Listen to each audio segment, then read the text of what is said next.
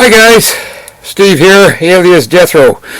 I'm about to show you how to do your front brakes properly.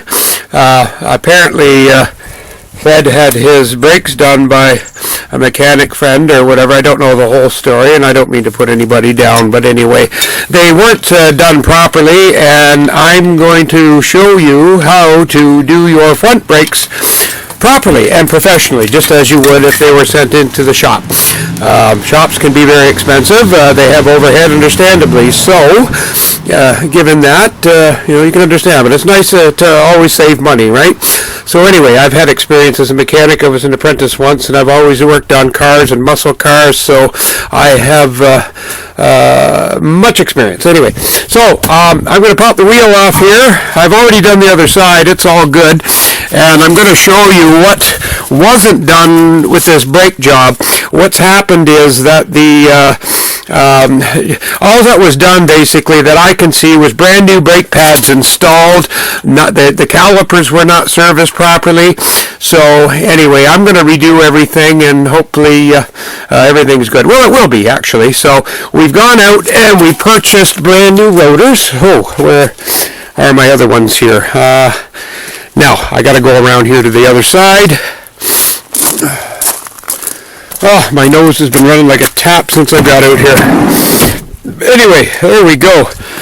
Fred doesn't know, but I treated his windshield with Rain-X. This is an incredible product. I use it back home, and I'll tell you, this is a godsend. I don't have wipers. I've had no time to find a $500 wiper motor for my Chevy Venture van, and this Rain-X product here has saved my ass. I've drove from Hamilton to London with no windshield wipers in a snowstorm with salt splashing on the windshield. Never needed to turn them on. What it does, it coats your windshield with a gloss and just repels water and crap. Excellent, excellent product. My God, I swear by it. So Fred doesn't know, but I treated his windshield, so I'm actually, I can't wait for him to see the difference after he starts driving in the pouring rain. You won't even need to turn your windshield wipers on. It's just incredible. Anyway, back to the brake job. Anyway, I had to go down because I couldn't fly out with all my tools, so we had to buy a few tools to do this job. Anyway, we have these certified brand new brake rotors for this 2007 Chevy Uplander van. The brake job I'm about to do, I mean, there are some variances from different car manufacturers, but basically it's all the same. Really it is. It's some differ in a little bit of a design, but basically they're all the same. Very simple to do. Anyway, we've got the brand new rotors here. I'm going to take it over and open up the box. Bear with me here. Oh, I need a couple of corks to stick in each nostril. Anyway, okay. Here's our new brake rotor. Oh, see, I bought a brand new sockets there for Fred. With his money, of course. Or Judy did. She spends Fred's money, maybe. No, Judy, she's a sweetie. She spends her own money, too. She's a keeper, good woman. Anyway, there we go. There's our brand new rotor, and I will show you the difference between the brake rotors when I take the old one off. So, anyway, I have the factory jack there, but always put something other than that jack underneath the body of a vehicle. My God, if you don't do that, and for whatever reason it slipped off that jack, it caused some serious injury or even death. So, I mean, you can take your wheel that you took off, and that'll give you some security, but with that, I'm going to take one of these rusty old jack stands. That one's a little bent up. I'm going to use this one. And place that on a secure spot. Now you have to get right down and look on the body right there. There's a lift point here for this jack factory. That's where it'll show you in your owner's manual where to place that jack. So anyway, that's where it is. That's where my jack stand is. I'm going to take the factory lug nut wrench, and I'm going to put that on the jack, and oh shit, let me get it on there. Yeah, get on there. See, it's hard to balance or do my thing here with holding a camera at the same time. So, switch hands here. Now, you want to back the jack down so it just rests on that jack. Actually, you know what? It'd be smarter to move that over. Just spread out the load a bit. It makes it balance more. So, see, now I can just hear it resting on that safety stand there. So, good. We're good there. So, I feel safe now. Nothing's going to happen. You know what? I've done this so many times. I'm going to pull the wheel out. I would recommend if you're doing this for the first time that you leave that wheel under there. All the extra protection is insurance against injury. So, safety first, right? Okay. Now, I'm going to start this car up, and I'm going to turn the wheel out towards me because that way I can access the caliper bolts easily to get that rotor off. Okay, I'm going to turn the wheel to the left. See, I turned it counterclockwise. Shut her off. Now, okay. Now you can see here that now the wheel is turned out here. Now I can access the bolts a little easier. We have two caliper bolts, and there's slider pins that when your brakes compress, this caliper is supposed to move. That's how it's supposed to work. One here, one at the top, and with that there's the mounting bracket for the caliper. And there is one bolt in behind here. You probably can't see too well, I'm sorry. And one down lower below the caliper. So now I'm going to bust them loose. These ones require a 15 millimeter. So always use the proper tools. I have a 15 millimeter half-inch drive impact with a half-inch drive ratchet. Mastercraft, they make pretty good tools now. Lifetime guarantee, so that's nice. So anyway, there's the one caliper bolt there. I've got my wrench on there.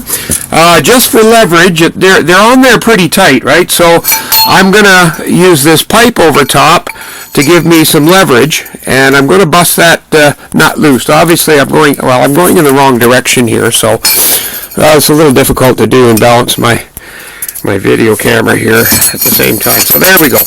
Click, click, click. Okay, now I'm going to move that. Obviously, when it's just like loosening and tightening a jar, you want to go in the off direction, counterclockwise. So there we go. See, that one busted loose very easy. Now I'm going to go to the lower caliper bolt, and oh shit. See, again, I'm having troubles here because I have to hold this video camera. So here, let me get that on. Okay, all right, there we go. There we go. I'll leave that. Just there. Oops, I accidentally bumped off the video here. So anyway, here I go. I've loosened the caliper bolts, and remember I used the pipe on the top to give me leverage because they're on there pretty tight. These ones on the caliper itself, the brake caliper, shouldn't be as tight as the mounting bracket bolt for the caliper. Those ones require a little more torque to get them off. It's always not a bad idea to have a torque wrench. They cost a few bucks, but if you're going to do this kind of thing, that tool comes in handy too, because the factory requires, like even your lug bolts on for your tires should be torqued evenly as well.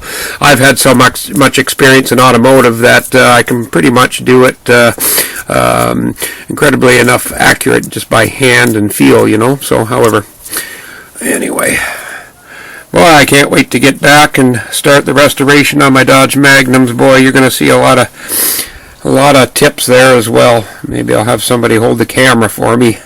I'll be taking a lot of pictures. Now, as I was saying, the last person that serviced these brakes, all they did was take them apart, throw some new pads in. That's not a brake job. Okay, now these are the caliper pins. As you see, they're sliding out.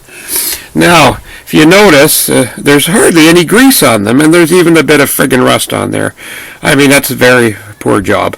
But we're going to do them right. I'm going to do them right. So, anyway. Okay, there's the other caliper pin. Pull that out. Okay, now, here's where I probably need two hands. Nope. You got to pull the caliper back. It's pretty simple. Get out there. 1 second, guys. Nice if I could just pop this off easy enough. Here, maybe I can use this crowbar. It's a little tight. I'm just going to push the caliper piston back in with this pry bar. That piston has to be compressed back in to be able to install the brake pads afterwards. So I also have a C-clamp that I can use to do that too, but I've got this one all pushed in. There's two ways you can actually push that brake caliper in. You can either pry it in or use a C-clamp afterwards, and it works nice and slick to compress the piston back into the caliper. The piston is what pushes the two pads. Now, always recommended, there's that rubber flex line here. As you see here, that rubber flex line, high pressure hydraulic hose. It's always recommended you tie them up or set them up, because when they age, it's possible if you let the weight of the caliper hang down, you will crack them and give you brake failure, and you don't want that.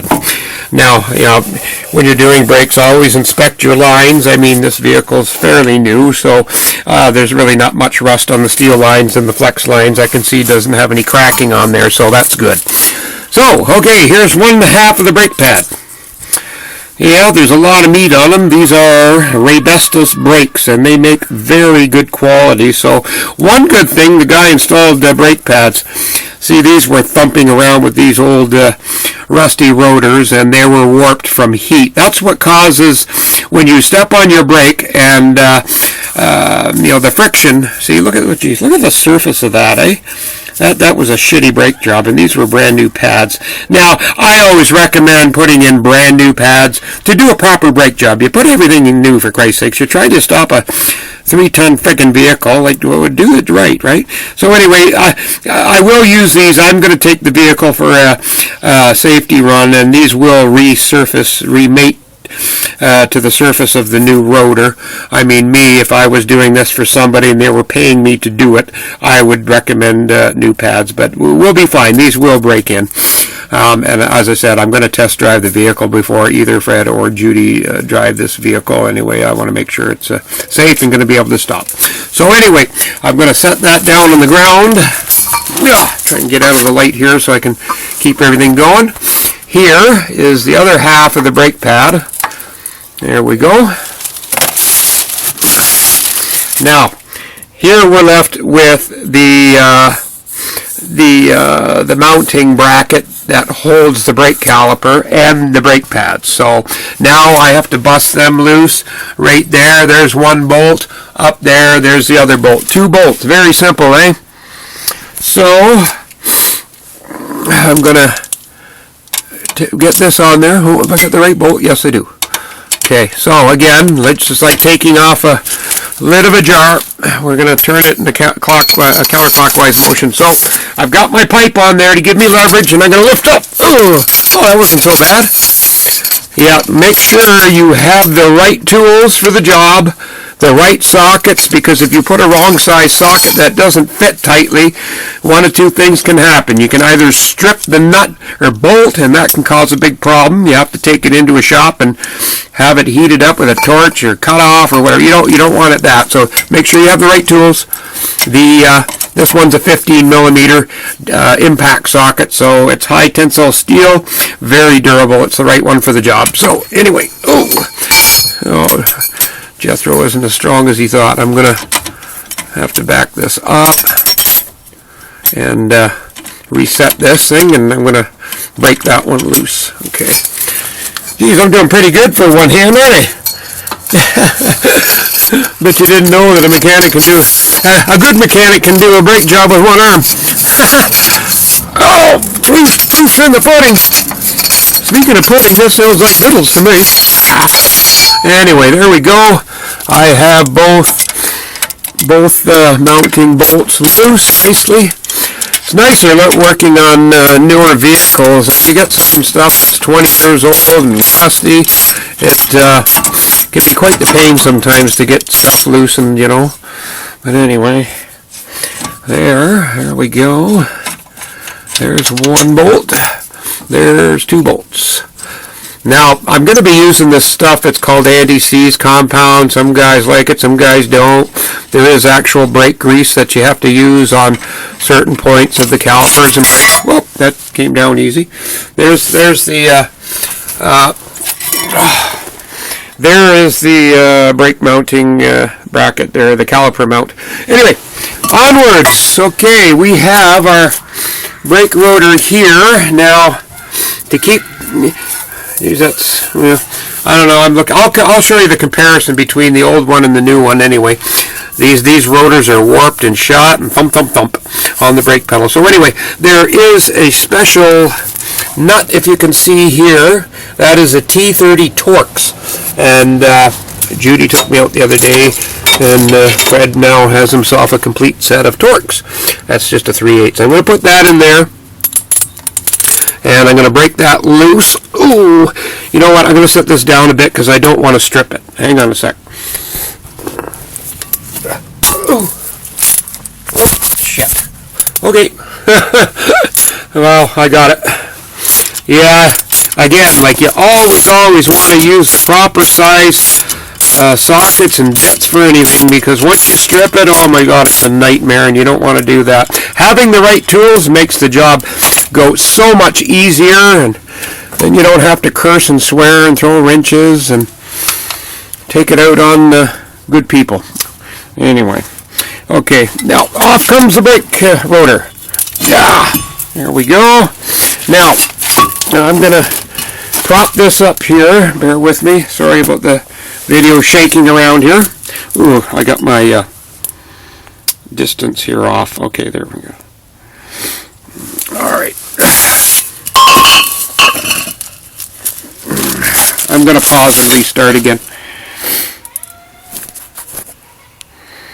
No, I'm not. I'm just going to leave it. That was my camera that did that. Now, can you see the comparison here between the two brake rotors? Look at all the meat on there. This one here, the other side actually was worse. One of the sides of the brake rotor was thinner than the other. But you can see there is a thickness difference.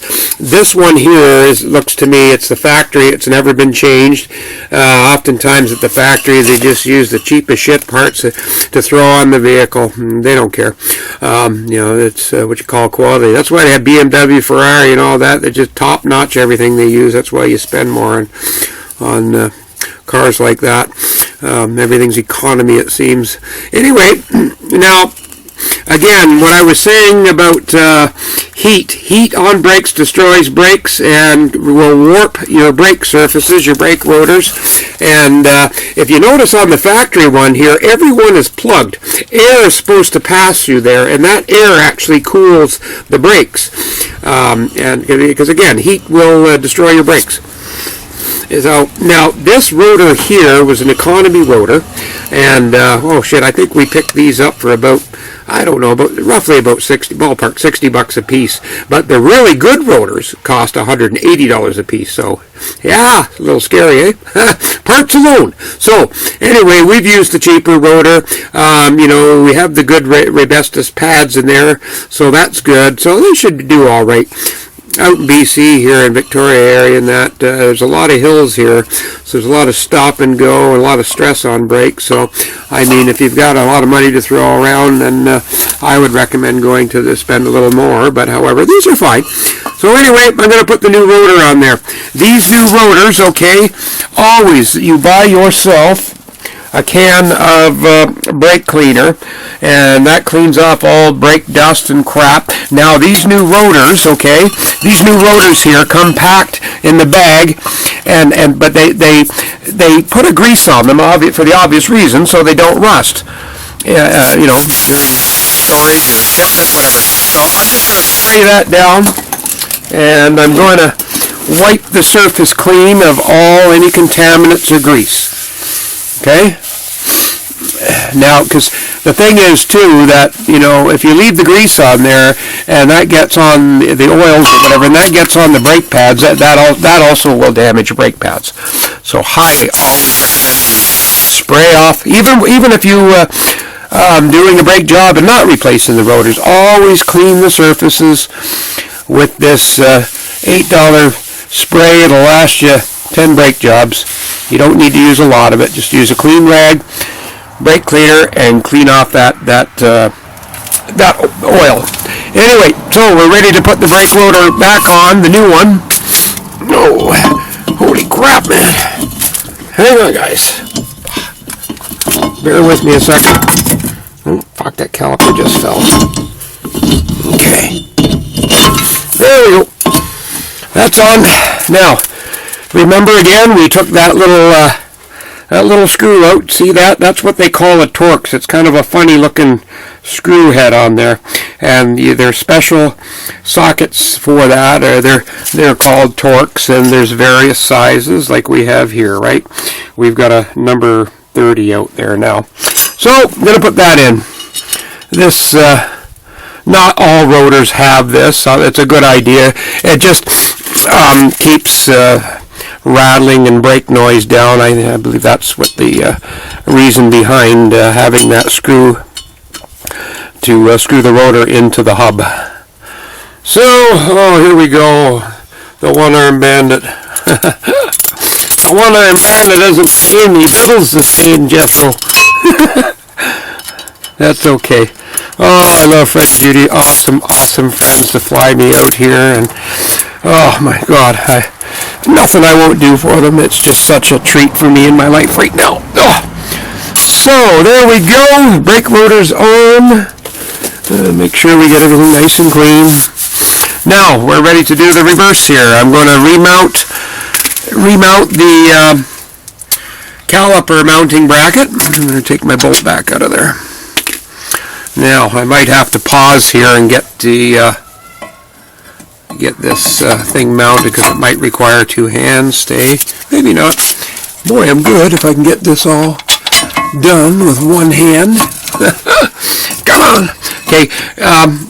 I'm going to have to pause it. I'm sorry. I'm going to need two hands to do this. So 1 second here.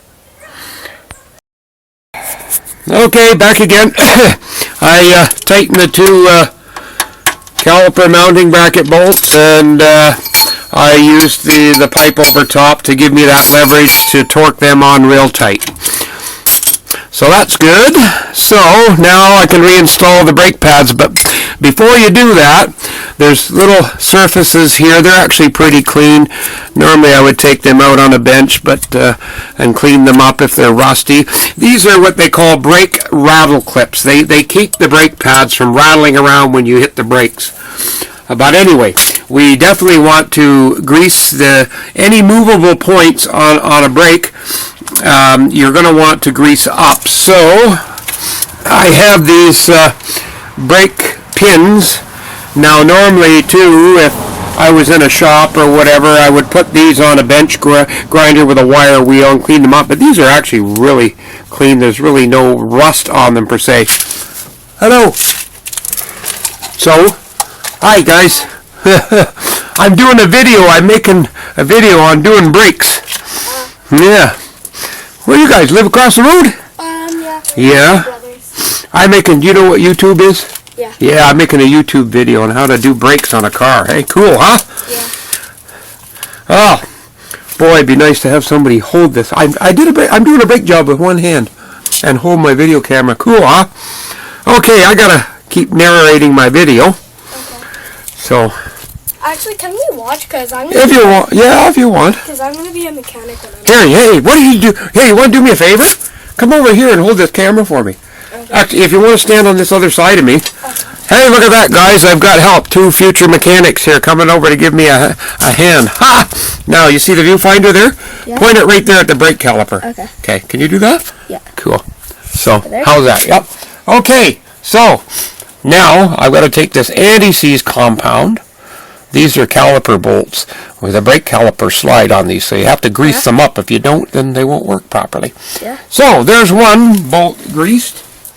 Boy, talk about lucky. I got 2 future mechanics here coming over to learn something. I'm hoping to move here soon. I'm from Ontario, eh? My friend lives here. You know Fred? Yeah. Do you? Yeah. Yeah, he's a good buddy of mine. So, okay. So now, how are we doing there? You've got this all good? Okay. Yeah. Good. Now I gotta reinstall the brake pads. Okay. Oh, here's a couple doggies. Hey guys.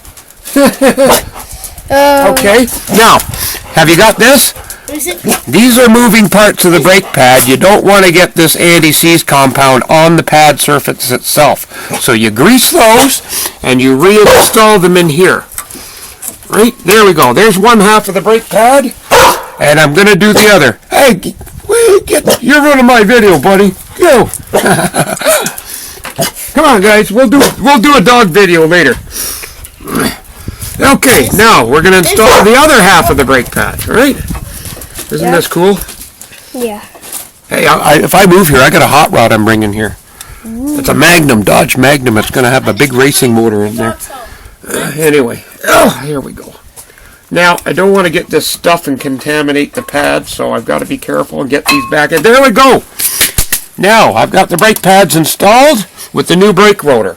I've already pushed the piston back in. You can either do that with a C-clamp or pry it in prior to taking it off. So, here we go. Now, we've got these little rubber boots here. That protects those slider pins. So, we're going to put that on, get that brake caliper back on, line it up. Now, here's the caliper slide bolts. I'm going to slide those in now. You must have thought I was crazy, a guy over here talking to himself, eh? Yeah, just me making a YouTube video. I'm trying to help my friends out by teaching them things, how to save money. Because you know, if you have to send your car into a mechanic shop, it's going to cost you big bucks. But you can save lots of money by doing it yourself, eh, man? Isn't that good? Yeah. Boy, if I move around here, I'll teach you a lot, man.